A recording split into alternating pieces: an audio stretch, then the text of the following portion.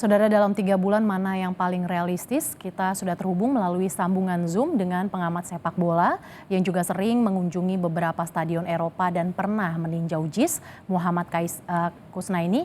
Selamat siang, Bungkus. Bung, sekarang rumput jadi masalah selain 2 hal yang jadi catatan FIFA, yakni persoalan parkir dan akses keluar masuk stadion. Memang betul rumput JIS tak sesuai standar FIFA, Bungkus? Ya, jadi begini, orang sering lupa membedakan antara standar dan layak gitu ya. Jadi kalau FIFA itu menetapkan standar kelayakan rumput itu FIFA bikin guideline. Guideline itulah yang harus dipatuhi dan itu banyak sekali aspeknya. Dari mulai konstruksinya, dari mulai pengairannya, kemudian dari fasilitas pendukungnya. Nah, hal-hal seperti itu sudah diterapkan yang saya tahu di lapangan rumput JIS. Bahkan JIS itu juga menggunakan jenis rumput Joycia japonica yang termasuk jenis rumput yang direkomendasikan oleh FIFA untuk kawasan yang termasuk daerah tropis ya. Jadi untuk kawasan tropis itu FIFA merekomendasikan ada rumput Bermuda, ada rumput paspalum, ada Joycia matrela, Joycia japonica, dan satu lagi jenis rumput namanya kikuyu. Nah, itu satu di antaranya dipakai di JIS, yaitu jenis rumput Joycia japonica. Jadi sebagai stadion, standar yang dipilih rumputnya oleh JIS itu sudah tepat, sudah nggak ada masalah. Nah, persoalannya kan kemudian begini, tidak semua stadion yang rumputnya sudah memenuhi standar kemudian jadi layak. Karena untuk disebut layak harus dilakukan pengujian. Pengujian itu misalnya ketebalan rumputnya harus antara 2 sampai 2,5 cm. Gelindingan bolanya dari bola berhenti sampai mengalir terakhir itu harus 6 meter. Pantulan bolanya sejak bola dipantulkan dari tanah balik lagi ke atas itu harus antara 50 sampai 100, idealnya 65 sampai 80. Nah, itu yang diukur saat-saat terakhir untuk mengatakan ini layak nggak layak. Kalau standarnya JIS itu ya sudah standar. Karena dia memilih jenis rumput yang tepat, Joycia japonica sesuai rekomendasi FIFA.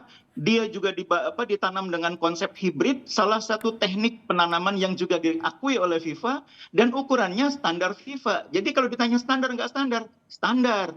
Tapi kalau layak nggak layak, ya harus diuji. Nah, ini bedanya antara standar dan layak. Nah, yang layak inilah yang perlu dilihat lagi pada saat-saat terakhir sebelum dipakai, layak nggak dengan cara diukur. Nah, ini yang kadang-kadang jadi persoalan karena kita mencampur adukan istilah layak dan standar. Kalau ditanya apakah JIS standar, standar. Layak enggaknya ya harus diuji, dites. Nah, satu hal yang pasti, lapangan rumput JIS ini kan juga sudah cukup lama ditanamnya ya. Mungkin sekitar 2 tahunan yang lalu.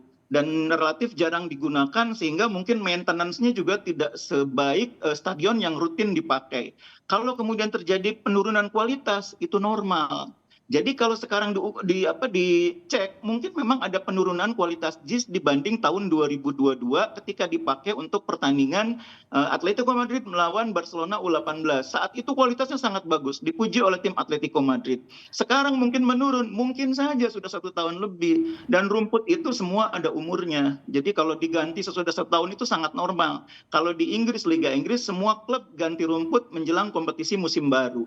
Kalau di Indonesia mungkin tidak setiap tahun ganti rumput ya, tapi bahwa kalau mau diganti rumputnya untuk Piala Dunia U17, ya nggak apa-apa, lebih baik karena kita akan mendapatkan kualitas lapangan yang lebih baik. Ingat, rumput itu ada umurnya, jadi kalau diganti itu bukan karena nggak standar, boleh jadi kualitasnya sudah menurun. Jadi bukan karena tidak sesuai standar FIFA begitu, Bungkus? Dan pertanyaannya baik lagi tadi, yang dimaksud standar FIFA itu apa? Baca guideline-nya FIFA. FIFA itu menetapkan guideline itu untuk soal rumput ini. Mereka mendeskripsikan apa saja yang harus diukur, harus disiapkan untuk menyiapkan rumput stadion. Dan itu banyak sekali itemnya. Itu namanya FIFA Natural Turf Guideline yang diterbitkan Januari 2023. Baca di situ. Dan apa yang ada di situ sebetulnya nggak bertentangan dengan guideline itu. Biaya Cuma penggantiannya persoalan. mencapai 6 miliar rupiah, Bungkus. Apakah perlu Kalau memerlukan biaya sebesar itu? Kalau soal biaya itu kan istilahnya ada harga ada rupa. Gelora Bung Karno waktu mau dipakai buat Asian Games juga kan direnovasi rumputnya biayanya hampir 10 miliar. Lalu Gelora Bung Tomo tahun 2022 April kalau nggak salah itu di Surabaya pernah direnovasi dengan biaya sekitar 1,5–2 miliar, tapi harus dirombak ulang karena ternyata menurut FIFA masih belum cukup bagus. Jadi soal harga ini relatif, yang jelas untuk Piala Dunia U17 kalau kita mendapatkan kualitas rumput yang bagus memang tidak murah.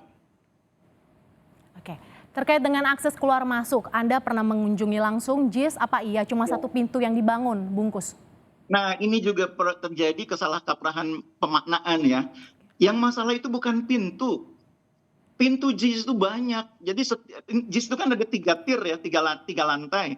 Masing-masing tier itu kan pasti pintunya ada banyak, ada 30-an. Jadi kalau 3 tier artinya 30 kali 3 lantai itu pasti lebih dari 100 pintu. Bukan pintu masalahnya, tapi akses. Kita gunakan ukuran katakanlah Senayan ya. Kalau di Senayan itu kita sebutnya di sana plaza, ada plaza barat, ada plaza timur. Nah itu yang dimaksud itu, plazanya itu yang masih kurang. Karena pintu JIS itu sudah banyak, lebih dari 100. Cuma ketika orang keluar dari stadion, orang untuk keluar dari area stadion, untuk mencapai tempat parkir, untuk mencari angkutan umum, untuk mencari taksi, semua mengalir ke area Plaza Barat gitu loh, atau disebutnya RAM Barat. Nah, idealnya sebuah stadion itu punya RAM Barat, RAM Timur, RAM Utara, RAM Selatan. Menteri PUPR bahkan bilang mau bikin 6 pintu akses keluar, ya itu lebih bagus.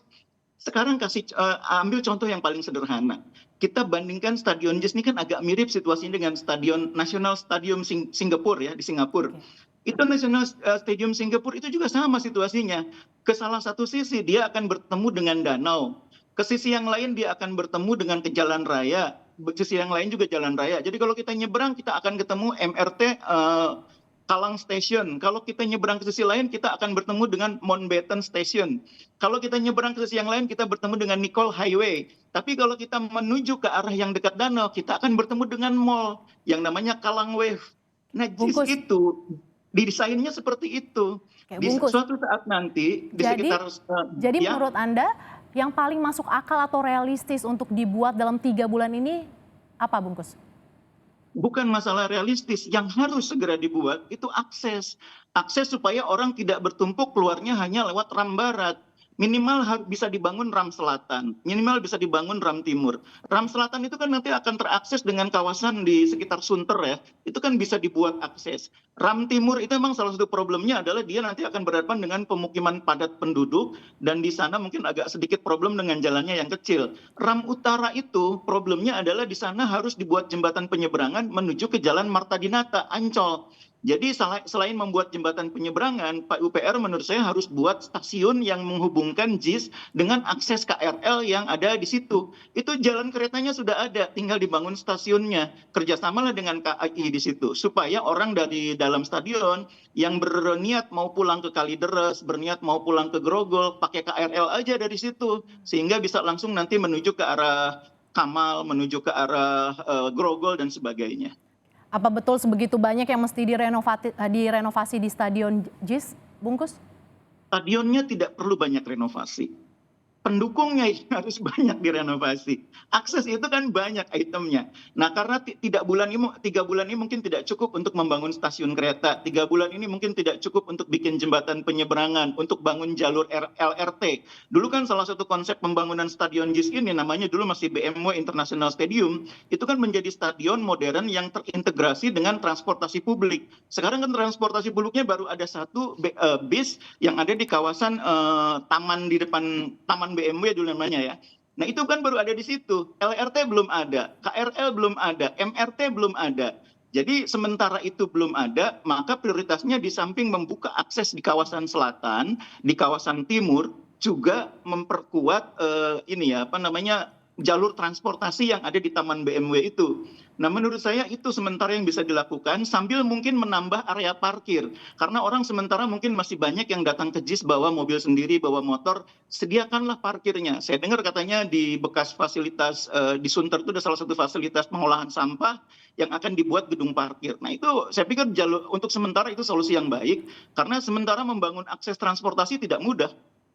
Terima kasih Bungkus Naini, pengamat sepak bola yang sudah bergabung dalam Kompas Siang. Terima kasih, salam sehat selalu Bungkus.